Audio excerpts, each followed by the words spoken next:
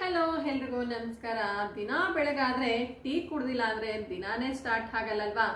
ಒಂದ್ ದಿನದಲ್ಲಿ 5ರಿಂದ 6 ಸರಿ ಟೀ ಕುಡಿಬೋದು. ಆದ್ರೆ ಜಾಸ್ತಿ ಕುಡಿದ್ರೆ ನಮ್ಮ ದೇಹಕ್ಕೆ ತುಂಬಾನೇ ಎಫೆಕ್ಟ್ ಆಗತ್ತೆ. ಹಾಲು ಬೆರೆಸಿದ ಟೀ ಕುಡಿಯೋದ್ರಿಂದ ಅದರಲ್ಲಿ ಆಮ್ಲೀಯತೆ ಜಾಸ್ತಿ ಇರುತ್ತೆ. ಅದಕ್ಕೇನೆ ಸಕ್ಕರೆ ಬೆರೆಸಿದ್ರೆ ಇನ್ನಷ್ಟು ಎಫೆಕ್ಟ್ ಜಾಸ್ತಿ ಆಗತ್ತೆ. ಒಬ್ಬೊಬ್ರಿಗೆ ಟೀ ಕುಡ್ದಿಲ್ಲ ಅಂದ್ರೆ ಬೆಳಿಗ್ಗೆ ನಿದ್ದೆ ಎದ್ದು ಟೀ ಕುಡ್ದಿಲ್ಲ ಅಂದ್ರೆ ನಿದ್ದೆ ಮಂಪ್ರು ಹೋಗಲ್ಲ.